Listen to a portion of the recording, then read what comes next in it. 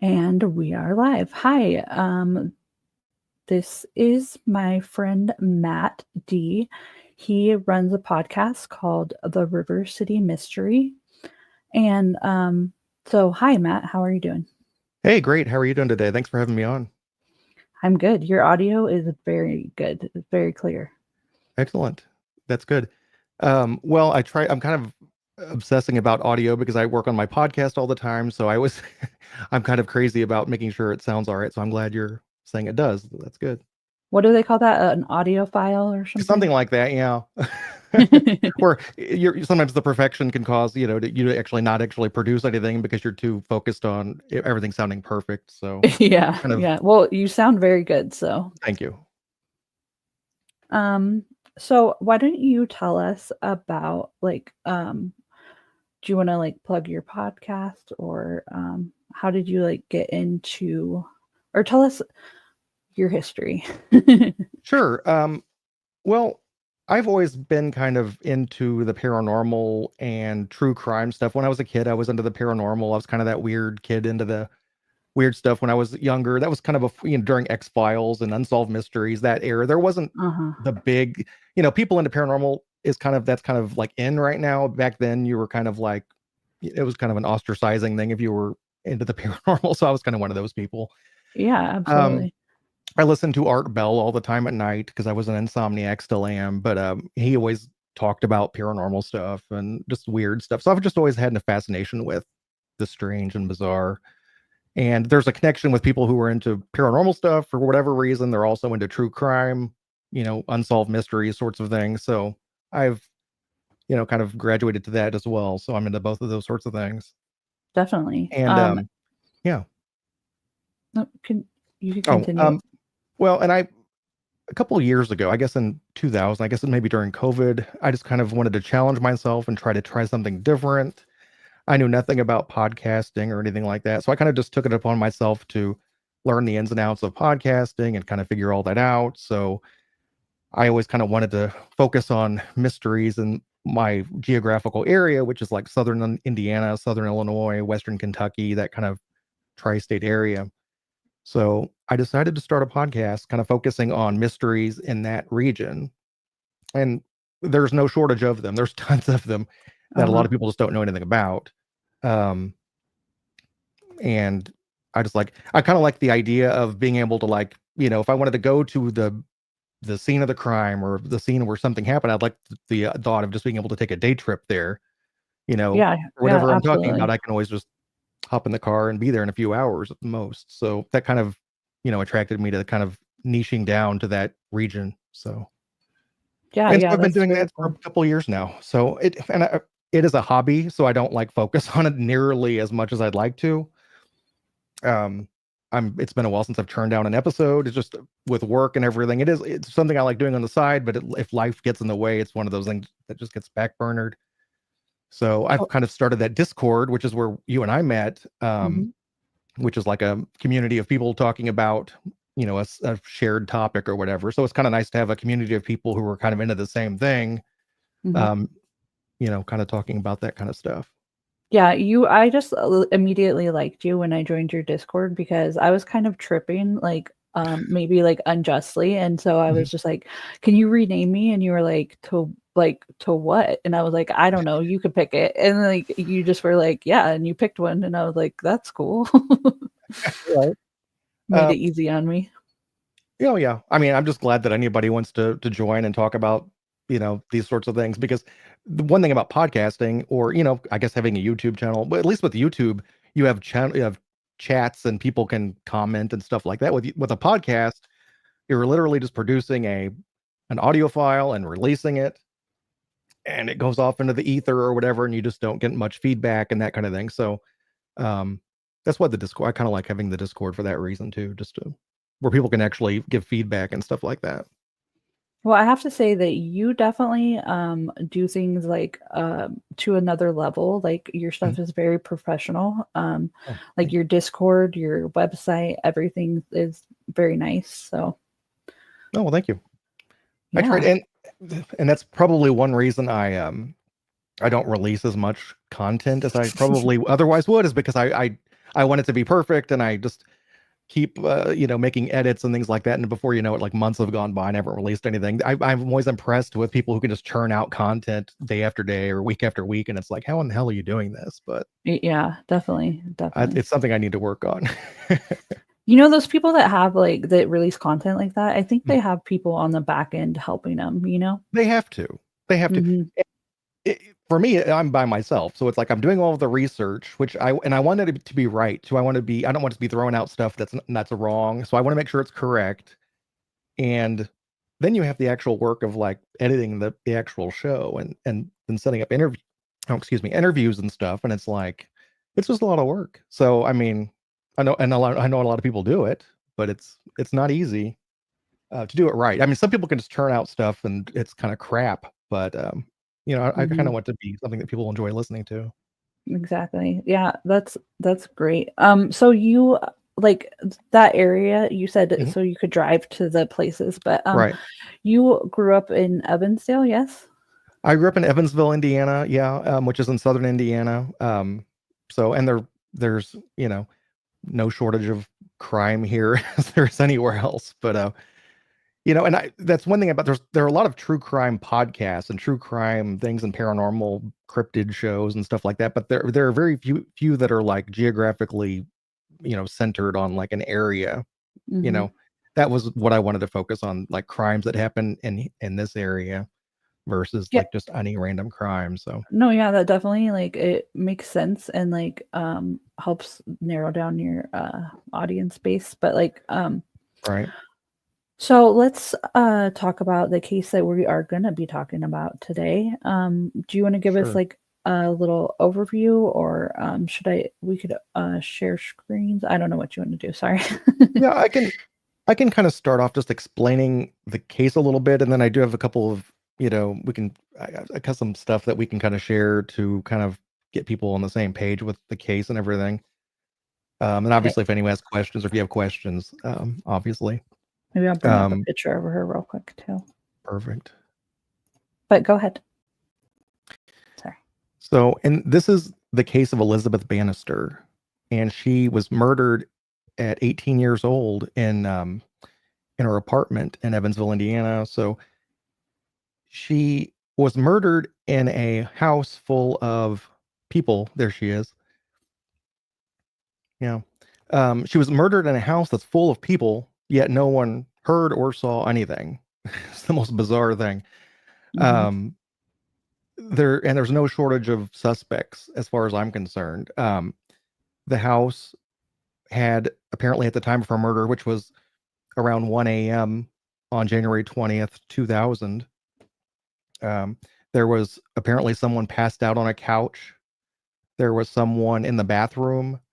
There was somebody watching a rerun of Matlock in another room.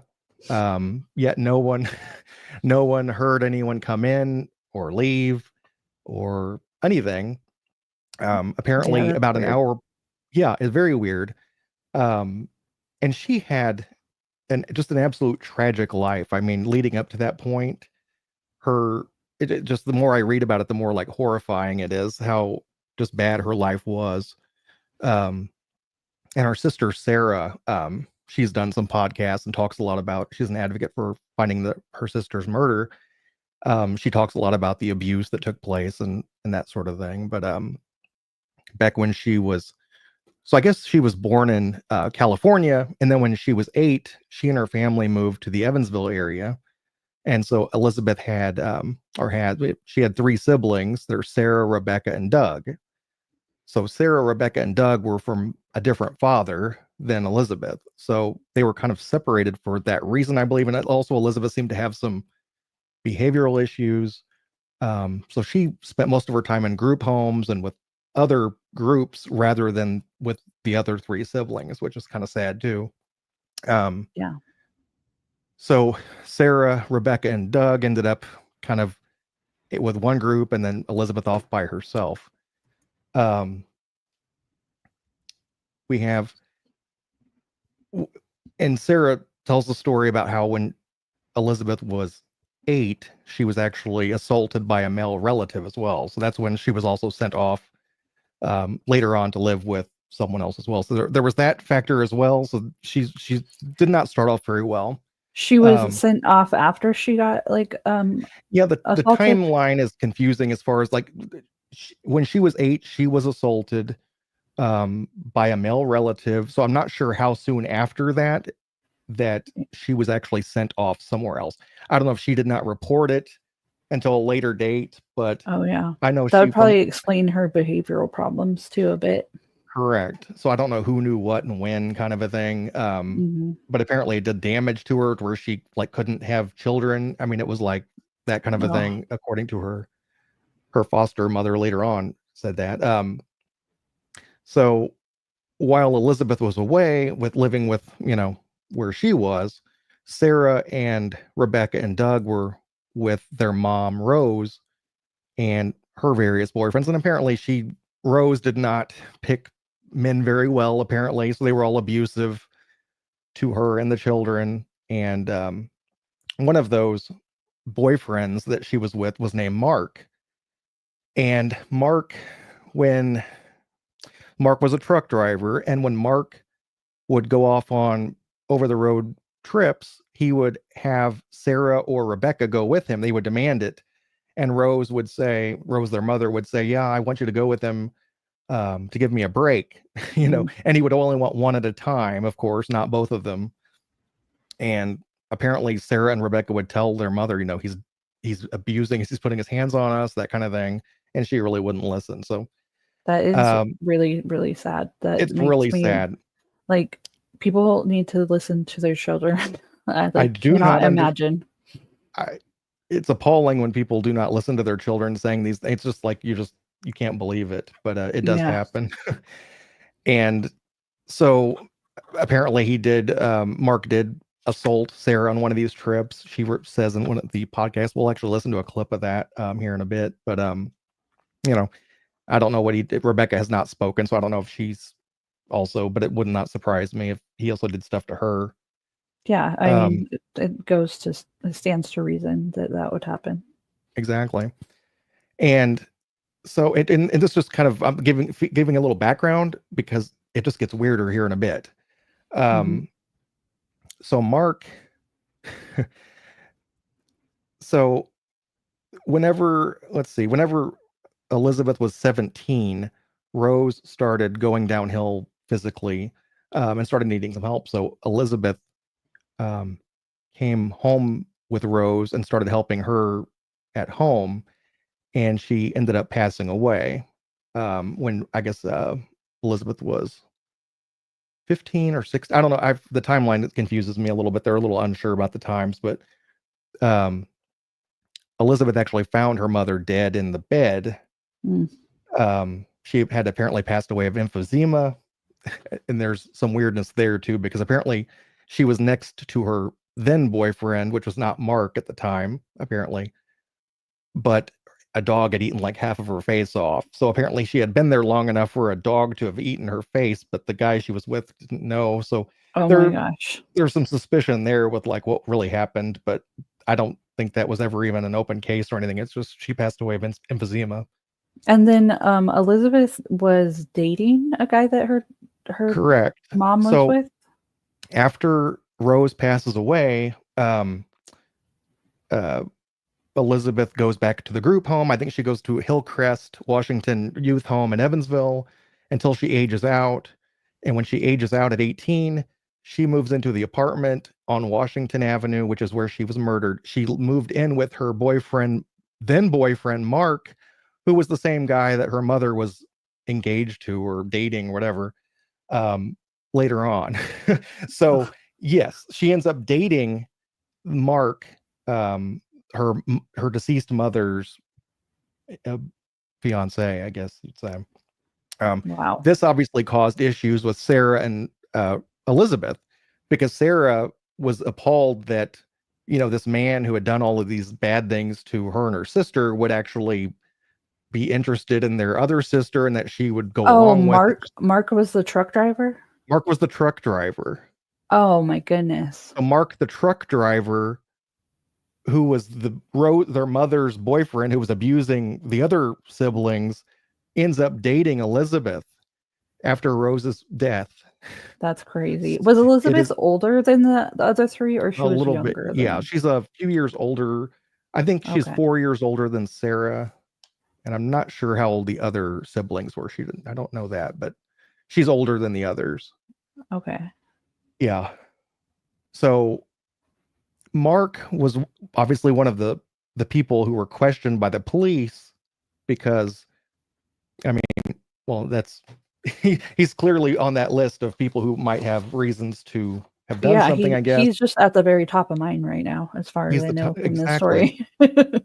And Kelly Fontaine is the foster mother who actually helped raise Elizabeth from the time she was 12 to 17. She was a big part of her life at that time. And she says that Mark had something to do with it. She knew Mark had something to do with it before she even knew the details that she was even dating Mark. She did not know that they were dating, and she immediately suspected Mark for whatever reason. I guess he gave her a bad vibe or something. But she was kind of shocked to learn that they were actually dating at the time that she was murdered. But he Yeah. apparently had an alibi. He was working when she was murdered. Yeah, So right. I'm just kidding. I, that's what I'm thinking. I've fallen down so many rabbit holes to figure out who this guy is because none of the names have been released other than Sarah saying his name Mark on a few podcasts. Because I'm trying to figure out like where did the guy work? Like how did they verify he was at work? I don't know if he Yeah. was a truck driver at that time. I know he was back a few years earlier, but was he a truck driver then? I guess that would be easier to verify if you were on the road or something, but it's not that hard for somebody to clock you in if you're like working at a plant or something. Um, Totally. Yeah. the coroner, who was Annie Groves, says that it was a crime of passion because apparently she was stabbed multiple times in her apartment, and apparently the first stabbing was fatal, like it hit her in the aorta, and that's the one that did her in, and the person just kept stabbing. Mm. So they think it's a crime of passion, not like just some random guy staggering into the apartment. Yeah, because They he think like that there's some overdid sort of it. overdid it, right? So, but there's no proof. The At the time, and to add some more strange things here, about an hour before she was murdered, Elizabeth had asked a friend for some money to use the payphone, and the friend came over, gave her the money, and left, I guess. And he comes back an hour later to check on her for some reason. I don't know why he would. I don't know if he was coming back to get more money, get the money back, or Where was check the on her. payphone at? That I don't know. So I'm guessing it was nearby their house. Um, so because yeah, so she borrows money from this friend to use a payphone. An hour later, he comes back to check on her, Yeah, and he that's weird. finds her dead, or he finds the crime scene. I don't know if he's the one who actually found her body, but he comes back and finds that she's been murdered. Um, she claims that um, so a cabbie was questioned by police because a cab did actually come to the house, had been called, but no one ever came out when he got there, so he took off. Mm. So we don't know like where was she going, that kind of thing. So we've got another. That's always a strange situation. Just that whole the friend with borrowing money and coming back to check on her an hour later. That's just strange as well. Um, there are reports in the Evansville papers that a neighbor saw an African American male jump out of a window and run down the street That sounds after, like that sounds, I don't know. I'm not gonna say, I'm not convenient. gonna yeah, it sounds like I, a little bit of racism or something, like I don't know, something. Yeah, there's a black maybe guy that there ran was, down. I but don't like know. It's yet another strange um, part of this. Um, and then and it just gets stranger with this. did Yeah, she live in like a bad part of town though? I guess I yeah, shouldn't say that it's like out of yeah. It like wasn't a great part of town, and she lived in a house that a lady owned it. She apparently the lady who lived there, who owned it, was in her 70s, and I don't think she was doing very well either because I've been doing some research on her, but I think she had maybe Alzheimer's or dementia kind of developing. at that time, but she would bring in these people. She kind of turned her house into an apartment complex where people would just come in and rent rooms. So I think Oh, I she think was I have living a in the picture of that basement. too. Yeah, The lady was living in the basement of that the lady house? was living in the basement, from what I understand, and then she was renting out the room so that there were four people renting rooms, I believe, at that time. There was Elizabeth and then three others, I believe. Oh, the pictures you sent me, like it was torn down, right? It was torn down. Let me give you, I've got a picture here. Like the older pictures that Yeah, it's like a black and white. It was from the yeah, yeah. newspaper. I have that, I You think. got that? Okay. And I went there a few months ago to take some pictures of the actual scene. I got a video as well of the current scene, but Oh, you could share your screen if you want. Or I can. let's see. Um, Let me Hiawatha says that they would love to read the police report, and you did Mhm. try to get like FOIA the information, right? And they wouldn't give you stuff, or It would not give me anything. Go ahead and share your screen because mine is not bringing up okay, my pictures for some reason. yeah, sure. Um, I sent a FOIA request to the Evansville Police Department a couple of months ago, maybe it was over a month ago. And since, I mean, this has been now almost 25 years. And I've got to think that this is, not considered a super active case. So I did send a FOIA request for all of the information on this case. And then they responded a couple of weeks ago that they are still considering this an active case. So they're not going to release any of the police reports, which is That's very frustrating. It's like it's almost a quarter of a century later. It's like, come on. yeah, Um, like yeah, that's crazy. yeah, I mean, so I would really love to read the police report as well. um, yeah, there's the house. So she apparently lived. God, that's a horrible picture. But that's really one of the only ones I could find because, like I said, it was knocked down. So what happened was in 2004, the owner of the house was apparently a hoarder. Apparently, she was not doing well at all. So she would stack newspapers all over the place, and they caught on fire, and the whole place Oh, burned down in 2004. Um, so, which is kind of upsetting because I mean, it had whatever evidence might have been in this house is gone. So they really can't, look into anything any further. So, which makes it even more difficult. yeah. But yeah, so now it's just a vacant lot. So, Um, this happened in 2000, is that correct? yeah, this was in 2000. Um, Yeah. and then so a couple of years ago, this was in 2023, and this is another twist that's just it just gets weirder and weirder. In 2023, Phil Chalmers, a podcaster who has a podcast called, or did have a podcast. I don't think he's releasing episodes anymore, but it's called Where the Bodies Are Buried. Okay.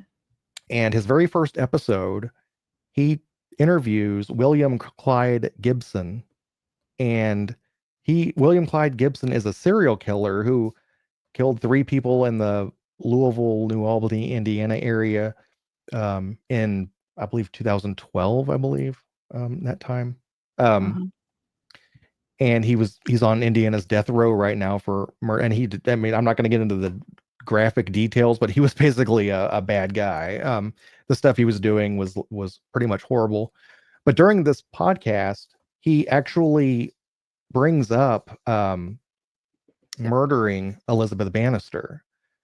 And he goes into some details about why what he did exactly, and he mentions her name and that kind of thing. If we want to, I think I have it queued up. If we want to listen to some of it, what Yeah. he says, right? Yeah, I somebody was saying something about like Hmm. a new law being passed in Indiana, or like Yes. semi-new law, where after like a certain length of time, if like a family member can request that um a case be either like given to somebody else or like not declared or declared a cold case so that Hmm. more information can get out. I wonder if that's something that could happen. That's something to definitely look into. So maybe if the family, Sarah in particular, maybe want something to think about because she's actually agreed to talk to me on my for a future episode. Sarah, Hmm. Elizabeth's sister. So that might be something I ask her. Yeah, for Because I sure. was holding off on interviewing her until after the FOIA information came through, because I was hoping I'd get that and then be able to kind of look through all that stuff and then have better questions for her. But apparently, it's not going to happen now. So Well, that would be cool if she could get like that yeah, it going, huh? would. Because I mean, it's been 25 years. And also, we have a confession. This guy is confessing, which it makes me think, too, that maybe they don't buy his confession. Because if they, they could close the case out and say, oh, yeah, a serial killer just confessed. It's a closed case. But they've not closed the case. It's still considered active, even though he has confessed. Also, Sarah does not buy the confession as well. She's come out and said that she's not satisfied that he actually did it. Well, like, what Um, are the chances that he would just be like, I mean, I don't know if he was like right. common to that area. Was he like, I don't know. I don't think so. I don't think that I'm not aware. I mean, he didn't have any other killings in the Evansville area that I'm aware of. I mean, the thing is, he claims he's killed 33 people. Mm. He's been convicted of killing 3. So there are other people that he claims are out there.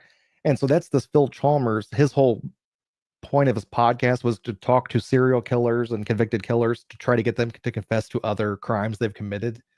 Oh, yeah. So, which is, you know, it's kind of convenient. In his very first episode, he does find somebody who just spills the beans on a Yeah. cold case. So some people are very suspicious of that. It's very convenient. But the guy did say, I mean, it is recorded. It's a recorded conversation. But a lot of these convicted killers do just, they want attention and to be relevant. So maybe he's just, Well, I uh, think that you're right. I think the police would probably have like not it wouldn't be a cold case anymore because they'd have a confession and yeah. right. Exactly. So this is the part to where Phil is actually talking to William Clyde Gibson in his prison, I guess the prison, Okay. about the case here.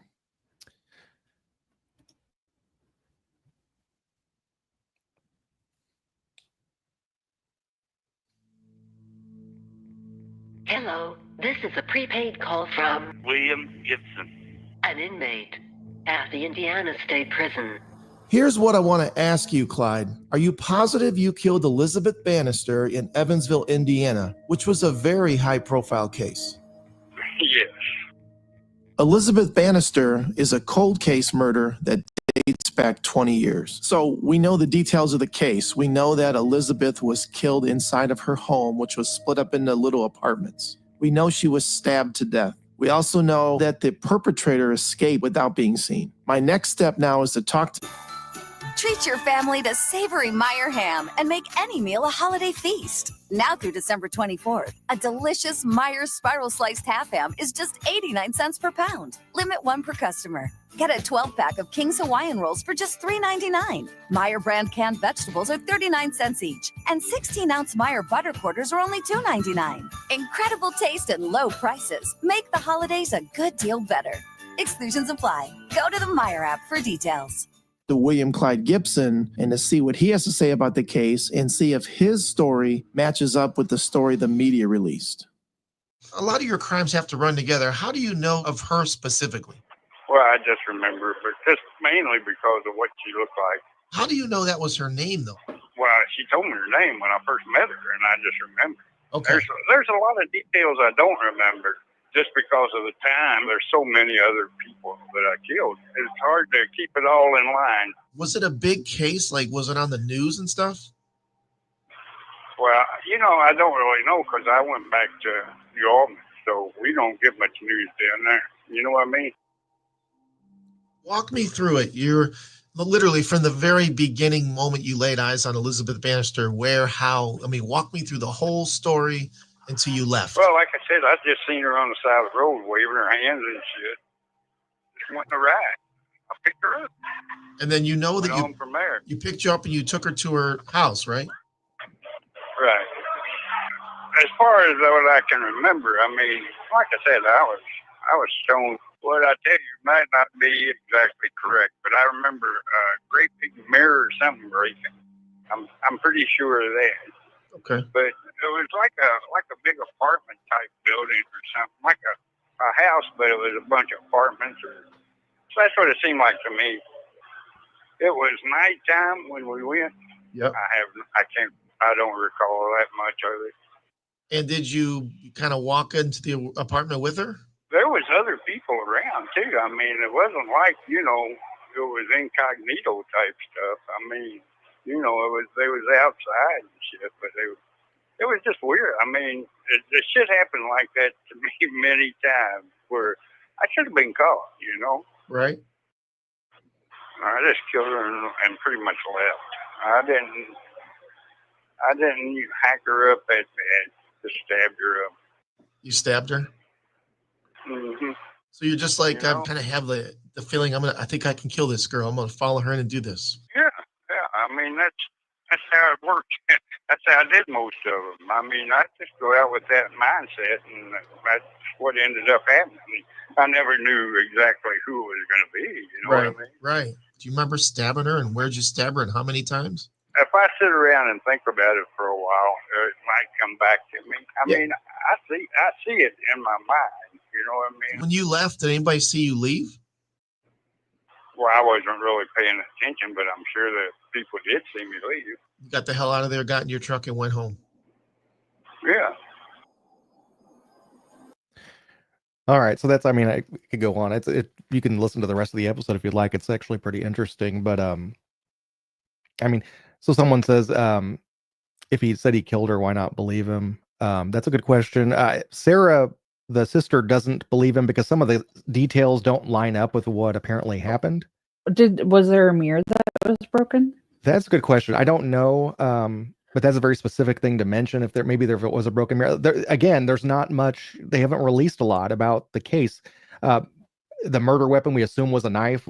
I don't think it was ever found. I think they're withholding some of the information to see if somebody does come forward at some point. They might know something, and they don't want to release everything, obviously, because for that reason. But Sarah sounds like Indiana. Exactly. Some of the information doesn't line up with whatever actually happened according to Sarah. So I don't know what that is. Is he saying that he gave her a ride to her house and then went in with her and killed her? Because that's like not what happened, right? Because she was at home beforehand. Well, right? One thing she was at home. So one thing that could have happened is where if she was hailing or waiting for a cab on the corner, maybe he drove by and saw her there. It didn't. This wasn't discussed, but she apparently was prostituting at that time too. So I don't know if he picked her up for that reason, and under that circumstance, she was bringing him back under those circumstances. But apparently, she had called a cab, but didn't make it to the cab. So I don't know if she was standing outside and he happened to see her. That's not clear. So was he like a big rig truck driver? That I don't know. I don't think he was. I'm not aware that he was a truck driver. I just think he was out. Oh, he was just like in a truck driving, and then she held in. I get it. Yeah. Sarah doesn't believe it. After talking to him, do you believe his story? What you're feeling? After talking to, I think he's talking about like that interview. After like listening to that interview. Yeah. I don't know why someone would make up something so random. It seems so specific to me.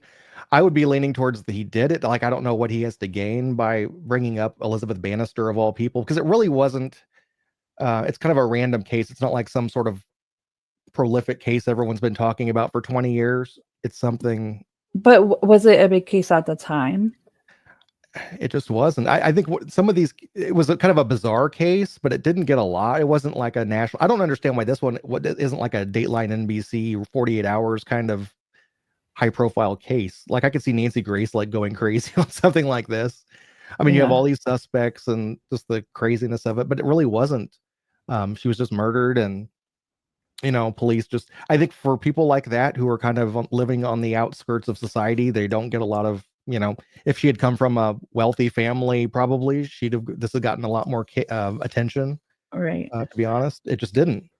Well, he said that there was people all around when they went in, right? Like, right, and nobody saw anything. I mean, they have to believe. The police must really believe all of the people in the house, or I cannot imagine that they'd all be lying. And having seen this killer come in, it seems like somebody would have said, "Oh yeah, we saw this guy." And the fact that he says, "I don't know if somebody could have seen me or not. I mean, it seems like you'd remember if somebody saw you after you murdered somebody. Like, it seems like that would stick in your head. Like, oh yeah, there was a guy standing there. Well, and he'd be like drenched in blood, probably. Right. But these people who were in this house, I think it's again kind of like you were saying, it's kind of a seedy neighborhood, and I don't think these are people up late studying kind of people. They're probably all drunk and high or whatever. So Yeah. they might have just, if they did see something, they weren't paying attention. I don't know. It's just a sad situation. Sarah For doesn't sure. buy it. So the case is still active. It's not closed. So I don't think the police necessarily buy his story either. Yeah, I mean, that mirror detail would definitely like be something that they would be able to check, or they would like know about. Yeah, I mean, to me, that's like if there was a weird mirror that had broken or something, that would be a case closed situation in my mind. Like, what are the chances that he knows about a mirror that was broken? Yeah. Was she killed in the bathroom or in her room? I don't know.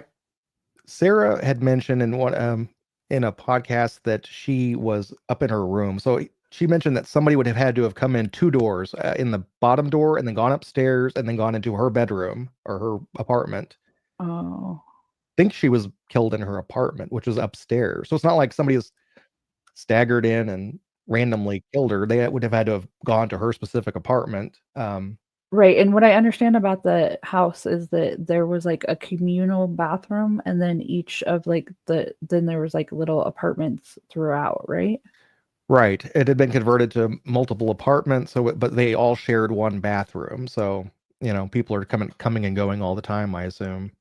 That would be an interesting living situation. To So, say the least. and then her mom's ex-boyfriend slash her boyfriend, he lived in the same apartment thing, but Correct. didn't she also have an ex-boyfriend that lived there? Yeah. So some of the early reports I think people were confused on the Oh, relationships. I the think because ex-boyfriend some and of the yeah. reports say, oh yeah, an ex-boyfriend and her mom's ex-boyfriend lived there. That was the same person. I think. I don't think she had an ex living there along with the guy she was dating, Mark, who was her mom's ex. But they have not released who these other people in the house were. So I don't know.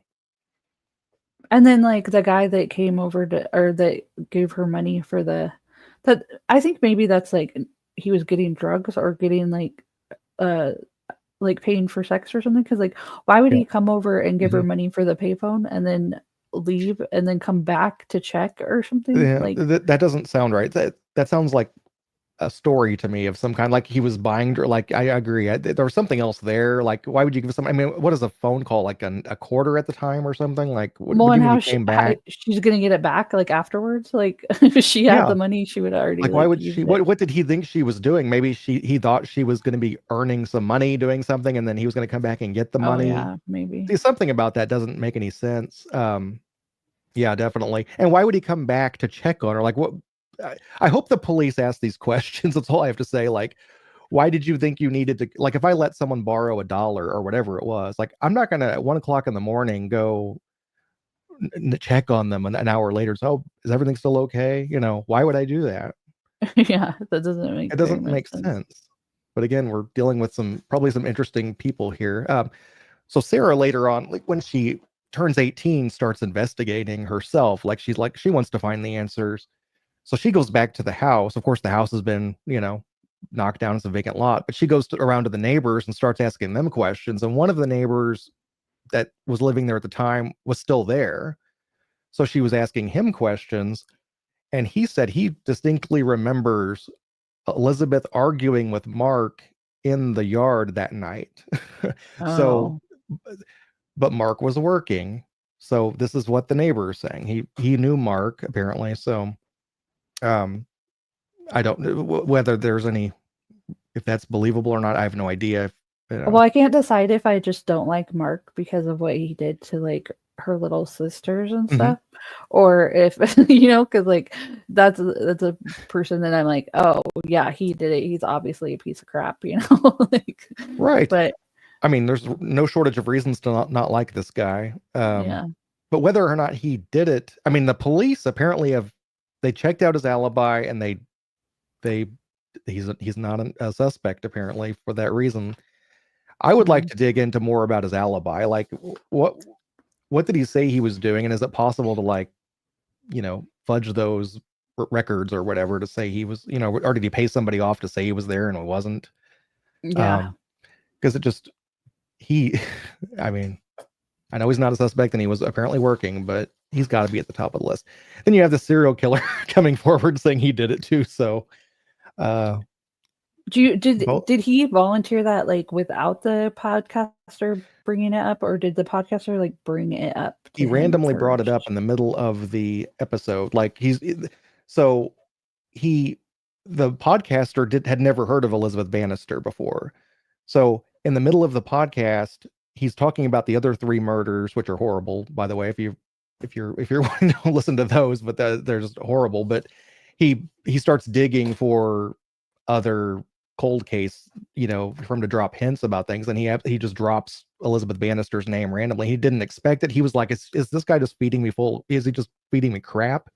So he Googles Elizabeth Bannister and finds out there is a cold case out of Evansville. And he's like, oh, maybe he's onto something here. And he just goes on from there. So he did not, like, go into it thinking, oh, I'm going to see if I can get him talking about Elizabeth Bannister or anything. He brought it up himself. So, I mean, he could have Googled it or found cold cases and just randomly, landed on that one, I guess. But it'd be strange. But I don't know. I don't know what to think. It's one of these things that you can kind of convince yourself of multiple people having done this. Well, I mean, any of those people, it seems like the cops, like, would have moved forward on it if it's still an active investigation, Right. And I've gone down some rabbit holes myself. There are ways to find out who lived in certain places at certain times. So I've gone through lists of people who I think might have been living there at that time and, like, done background searches to find out if there was someone who was there who's got some sort of seedy history that would be flagging me. But it's easy to get lost down these rabbit holes and you don't know what you're really going to find anyway. But because the truth is, the people who rent these sorts of rooms are not model citizens. Almost all of them have, like, serious records, because they need cheap places to live, and she probably accepted cash or something. I mean, you know what I mean? Like, it's a certain kind of person is attracted to those kinds of places. So it's hard to kind of nail down who might be a suspect or who even was in the house at that time. I have to think that the owner of the house, the 70-year-old lady, might have been I don't know if she was one of the 3 or if she was in the basement and not even considered being there. I'm kind of confused on that. I don't know. It's kind of, like, funny to think of, I don't know, like an old lady in the basement, but it really is. It really is. The whole situation is just bizarre. yeah. It really is. So I don't know.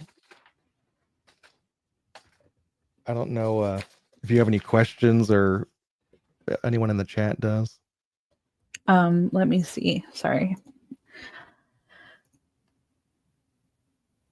Oh, it's Evansdale and Evansville. Oh, Are you talking about? Evansville. Yeah. That is a little confusing. Yeah, Good- Evansville good is in catch. southern Indiana. Where's Evansdale? I'm not sure where Evansdale is. Let me look.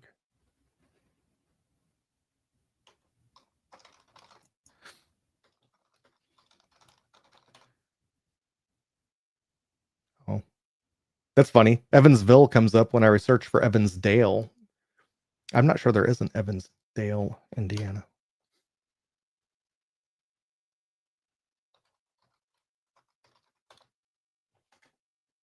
Iowa. Apparently Evansdale is in Iowa.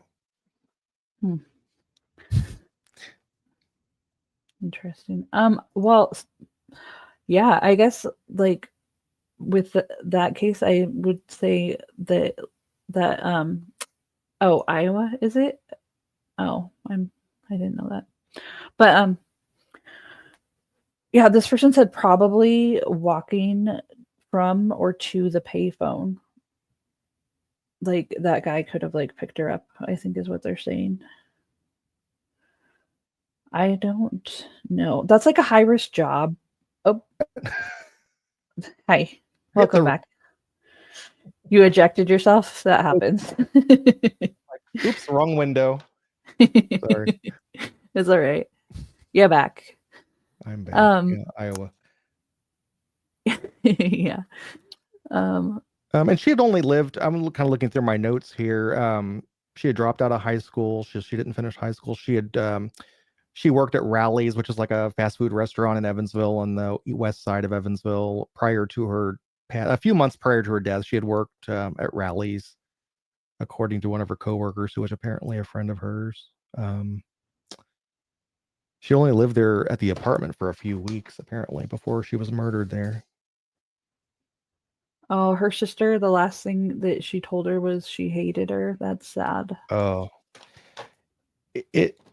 And that's another, I don't want to say Sarah as a suspect, but if you go into this, like, taking all emotion out of it, you can put Sarah has, they got into this big fight, and the last thing, they got into a huge fight. She said, "I hate you," that kind of thing. And what's kind of strange about Sarah, she talks about there's a podcast called Dealing Justice, where Sarah talks about her sister's case, and she mentions that on the night that Elizabeth was murdered, so she was murdered around, the police were called and arrived at 1:11 a.m. on January 20th. So around 1:11 a.m. is when all that happened. Apparently, the night of Elizabeth's murder, Sarah had a dream that Elizabeth was running through the woods being chased by someone with a knife and being killed by someone with a knife. And Sarah wakes up at 1:04, 1:02, 1:03 a.m., in a panic, thinking, "Oh my God, Elizabeth just got stabbed." And little did she know that, she probably had been at that time. So very strange. And I'm not saying she's a suspect or anything, but it's really bizarre. And then she, they had the fight was the last real conversation. So she later went through her, Sarah was going through Elizabeth's things later on and found a note that Elizabeth had written to Sarah that said, "I'm sorry, I forgive you, Sarah. I love you." So she never. That's way cool, at least. Yeah, she did find that. So she, of course, broke down after finding that. But I guess she never gave it to Sarah, but she found that in her stuff. So just a horrible story all around, basically. Yeah, totally.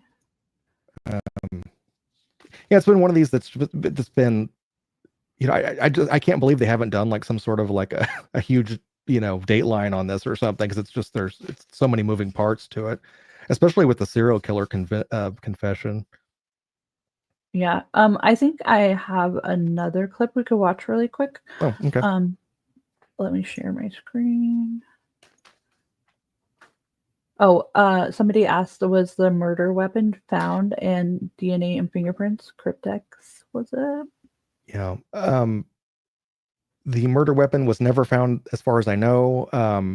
So they say that a knife was never found on the scene or whatever. So whoever took off with the murder weapon. They say it's possible that they're not releasing that information.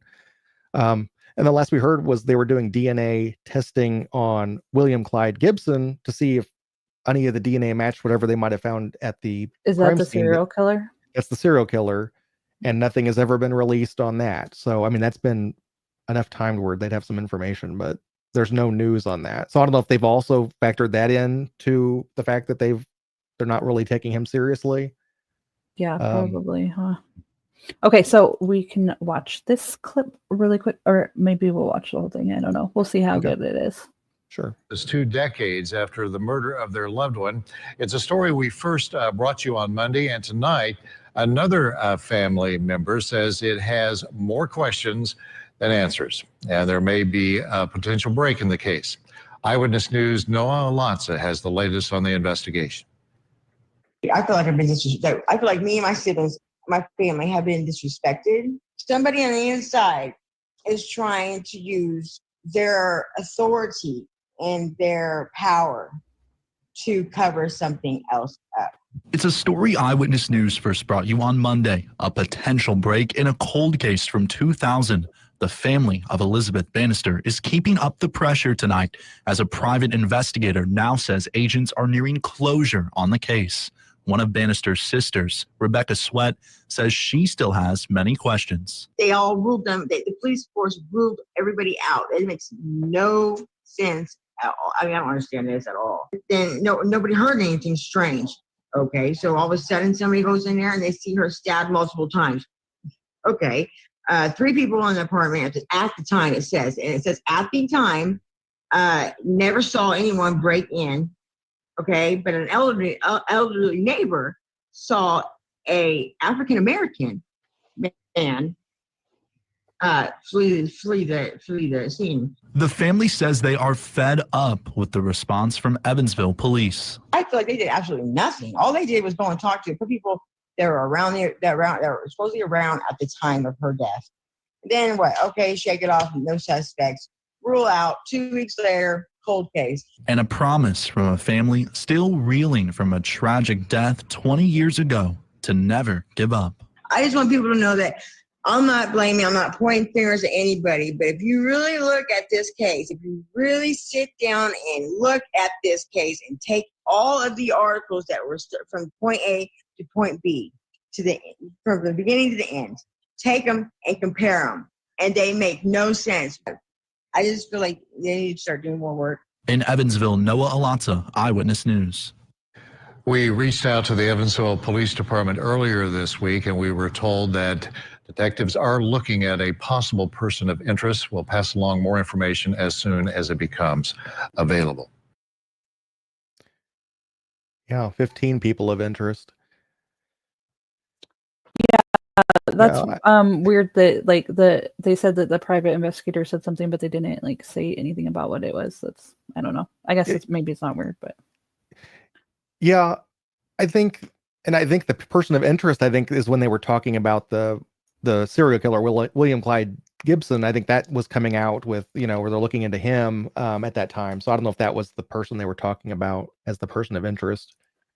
Oh, I see. Yeah, I'm not aware that there's been another person of interest other than him after that podcast came out in 2023.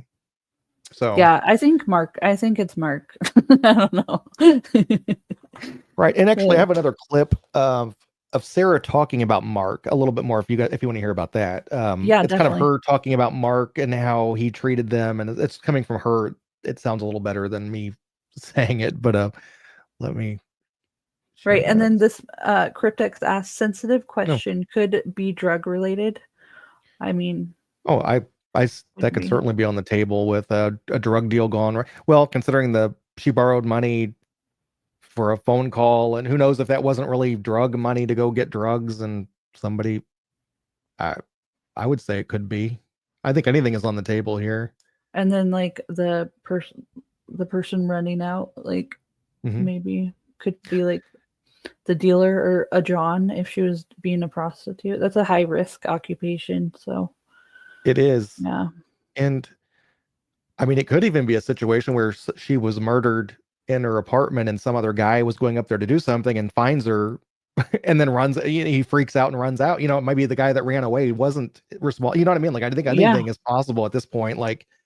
He could have been there for drugs or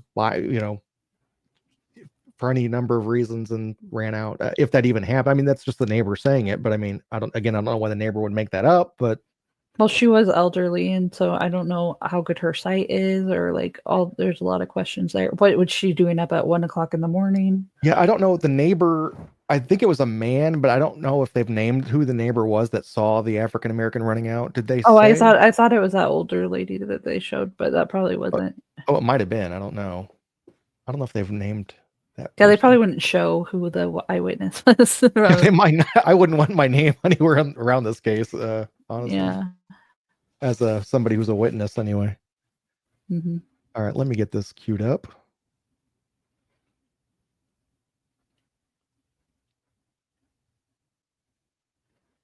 Yeah, I don't know. I always thought it was Evansdale too. Maybe it's always been Evansville. That's crazy.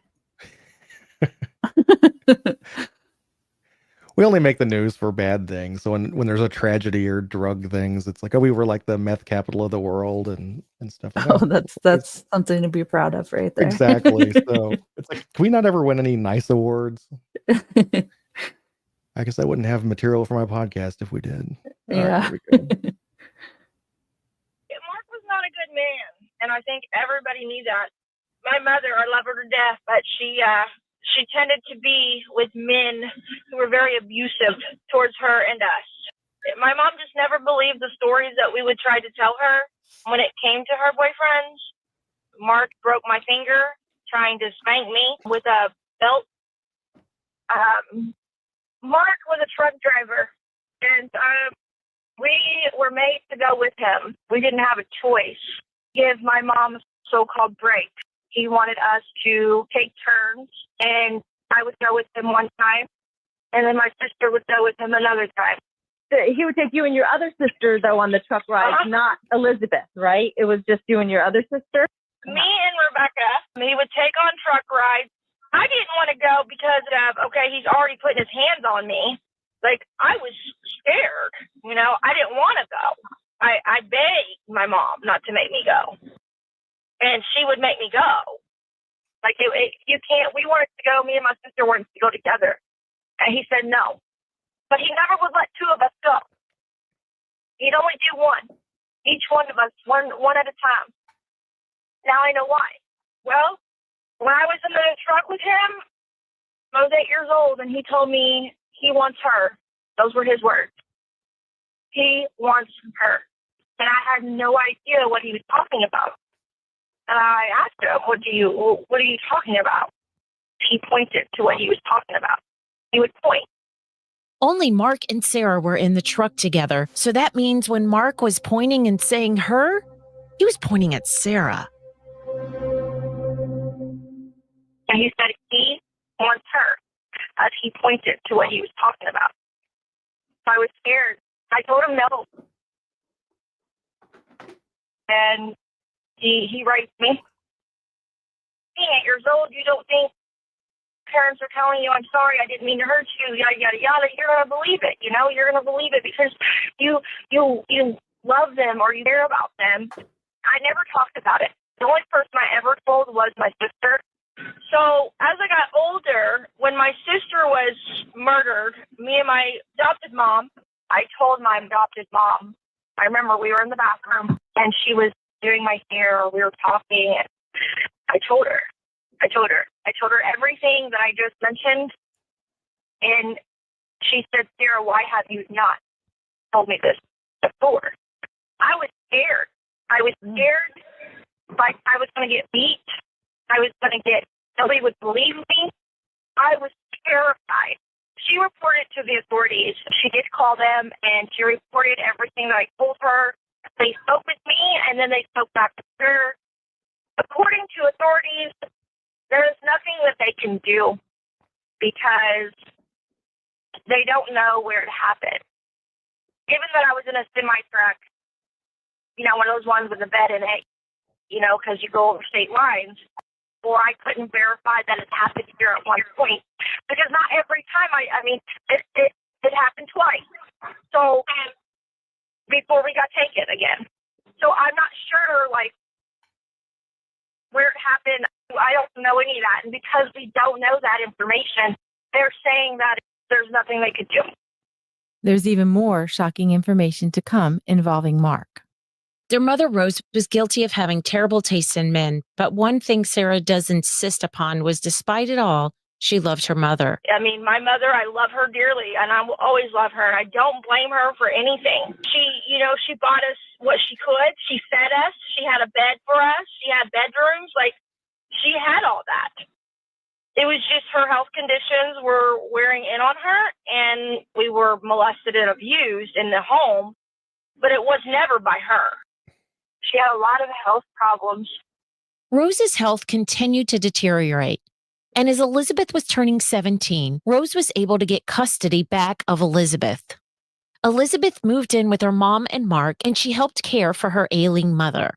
In 1997, Elizabeth and Sarah's mother passed away. Elizabeth was there, I guess. She found her body, I think, is what happened. She had emphysema. When they did the autopsy, they found out that she had emphysema, and they claimed that she died of emphysema. Well, how old was she when she passed away? She was how old? I think she was in her 30s. Elizabeth was not yet 18 when her mom died. So after she lost her mother, she was briefly put into a group home until she aged out of the system. And then she moved in with Mark.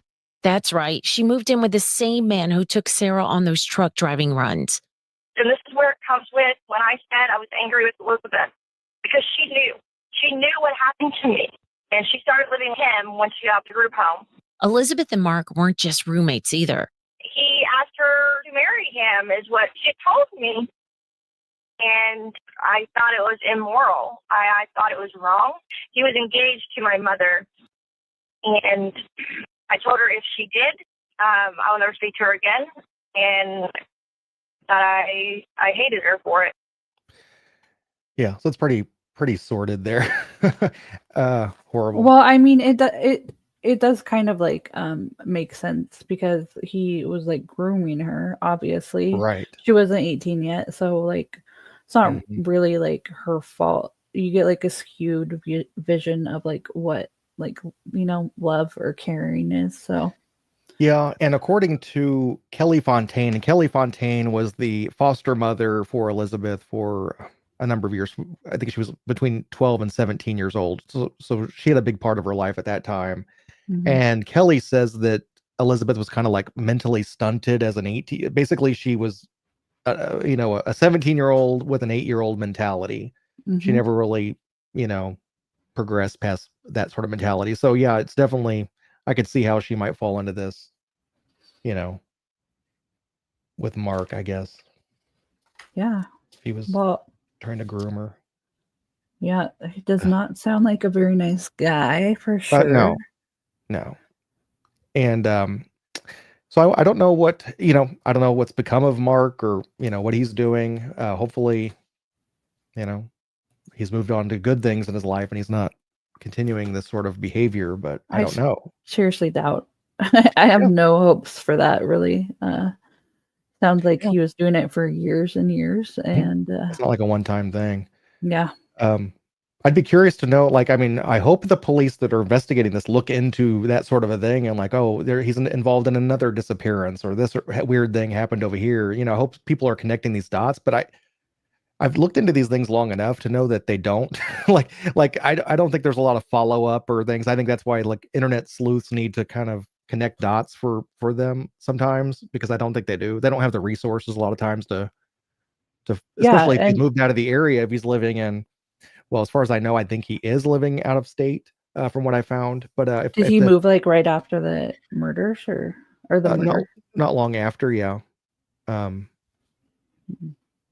what I can tell, he's living out of state. So I haven't really looked into see if if there are criminal records up there or whatever, that kind of thing. But I mean, like if they got in a fight in the yard and then that happened, and nobody heard it in the house, like quote unquote, like right. I don't know. He just seems like definitely one to look at. Exactly, and it's also, it's unbelievable for me that no one heard anything in the house. I just can't believe it. Like somebody got murdered, like there had to be a fight or something, and nobody heard anything. But well, you said that the first stab got her, that's her true. right. Like Well, maybe so, if you just walked in and did it, then maybe there was no noise, and it just But if he was in a rage, if he's stabbing, and I mean, I don't know. Maybe there was loud music or something. Maybe there was. I don't know. Seems like somebody would have heard. I'm in the bathroom. Like, what? You were in the bathroom for what? For when? Were you in the bathroom? Like exactly that moment? How did you know that was the moment that was happening? Yeah. You know what I mean? Like I was in the bathroom at that time. Well, at what time? Like, yeah, the music can be loud. She was found at 1, but that doesn't mean that's when she was actually killed, huh? She was killed. Well, so the timeline is between midnight and 1. It was when she was killed because the guy let her borrow the money at around midnight, he says. And so when he comes back at 1 o'clock or whatever, has been murdered. So it's between midnight and 1 a.m. that, according to the timeline from that guy that she borrowed money from, that would be the timeline. And the coroner, Annie Groves, says that she had been dead a very short period of time. So it was not. It was between probably midnight and 1 that actually happened. Yeah, so I would think that maybe the music wouldn't be loud then, but I don't really know because I'm like, that's past Yeah. the time you should have your music loud, but I know that people don't like follow the rules a lot, you know? Yeah, and you have an old lady living in the basement, you've got somebody asleep on a couch, passed out, drunk, or whatever, and then you've got somebody in the bathroom and somebody watching Matlock. Somebody Mhm. watching Matlock is probably not, screaming Metallica or something, whatever they were listening to at that time. I did, it could have been somebody listening to music, but I don't know who it would have been because they all seem to have an alibi. Was the guy in the bathroom listening to music? Yeah, I don't know. I don't know. So I don't know that we're ever going to find an answer on this one, but hopefully they do get some answers. Yeah, definitely. I mean, it seems like they've gotta solve it, right? Like, I guess when you have, like, a couple people that are good suspects, then it makes it harder because how are you supposed to decide which one it was? Right. And the more time that goes by, it's harder to kind of, get stories straight, and the house is burned down. You have a serial killer admitting he's done it. People Yeah. with alibis, and it's like anybody that comes forward now, I mean, they almost have to prove that they did it. They wouldn't believe that they had done it if they came forward. I mean, Oh, uh, I mean, if they say they did it, they convict them in Indiana. right. So I don't know. So I don't even know who I suspect. Mark is the top of the list as far as like just the common sense part of me. But Mhm. if he really was on the road or something, and like maybe he was with somebody else on a trucking thing across country, and he wasn't there, and the neighbor just imagined that he saw him fighting Elizabeth in the yard earlier that night. Did you see the FBI put out a thing that said there's like I forget the number of serial killers that are like truckers on the road? Yeah, I did see that. And I mean, and it also is going to surprise me. You don't see much about serial killers now as you used to back in the day. Like, I think Mhm. it's probably because technology is advanced to the point where people can't do the crimes as long as they used to because you have more people like digging into the cases like you never before. I mean, maybe there's a lot of missing people though, like out there There are. and unsolved cases. I forget. I think it's like 50% of murders get solved or something like Right. that. That's extremely low. Like, It is I mean, you low. it's like a coin flip of whether you're going to get away with it or not. And I'm guessing the ones that are solved are like ones where it's like definitely like the boyfriend or, you know? It's kind of baffling to me because I mean, my twisted mind goes there sometimes. I'm like, if I was going to do this over here and that, I have all of my neighbors have ring cams. Um, Yeah. it's like, is it that hard to find? I mean, like everyone's on camera now, or their phones. They've got their phones with them. It's like, is it that difficult to track down who does this stuff? I mean, but apparently it is. Mhm. Um, that so many people get away with murder. I You think a lot of it's just resources. They don't, they look into it, and then, if somebody doesn't spoon feed them the answer, they move on to another case or whatever. And do you think AI is going to start solving cases? oh, That was just a random it reminds me of question like that popped in Minority my head. Report, where people are like, they're doing like pre-crime stuff, where you look like you would be, or you sound like you would be a murderer. Yeah, I yeah. I can definitely see AI being helpful. It would be interesting to like feed case files, like old case files, into like some sort of an AI and say, well, what do you think based on do they find inconsistencies and things like that? That would be very interesting. Yeah. What it might kind of spit out. Yeah, Maybe disturbing too. for sure. Um, AI is getting more and more disturbing. yeah. Because it's not creative. It just kind of deals with the information that it's given. So I don't know. But I think if anything, it might kind of create more ideas. So the investigators may be stuck and then they spit it all in the AI thing, and it's like, oh, what about these four people who their stories don't match up or something? And oh, we didn't think about that. Well, it's not going to miss information either. Like it. Exactly.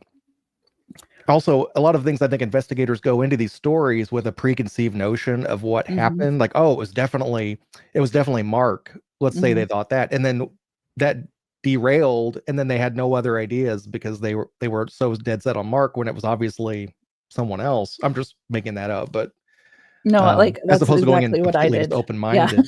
Right. And then when that door gets shut, they're all like, oh, I guess we're done here. Instead of like just going totally open minded and saying, okay, what happened here? Mm-hmm.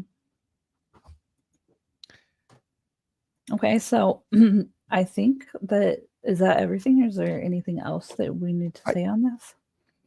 I think that's it on this. I mean, there's a lot to go into, but I mean, that's pretty much that kind of sums up the case and kind of where we are with everything. And I do hope to get, I mean, I'm hoping to get a FOIA request pulled through, and I'll talk to Sarah and see if I can get something. So I'll update you if I do ever get that, and talk to Sarah and see if I get any more And information. I'll see if I can figure out what, like, somebody last night was talking about like that new law in Indiana, and I'll see if I can figure out what that what that law is actually about. Okay, yeah, that'd be interesting to find out. Okay, so did you want to do did you want to come back and talk about the UFOs, or we could do that another day, or I don't know. That's what totally your up to you. plans I'm are. up for anything. Should we maybe take a break? I just like my throat like is hurting a little bit. Oh, okay. Well, we can come back and kind of hit on those topics if you'd like. Yeah. I don't know. I guess it's up to you. I will do what you want to do. Yeah, let's do another show where we talk about like the drone / UAP phenomenon and some of those other topics we were going to hit on. We could do that. Okay. Sound So good? I will end this, and then I'll send you another link. Okay. Very good. Well, thank All you right. for having me on. I appreciate it. Thank you for coming. All right. All Talk to you right. later. Good night. Bye.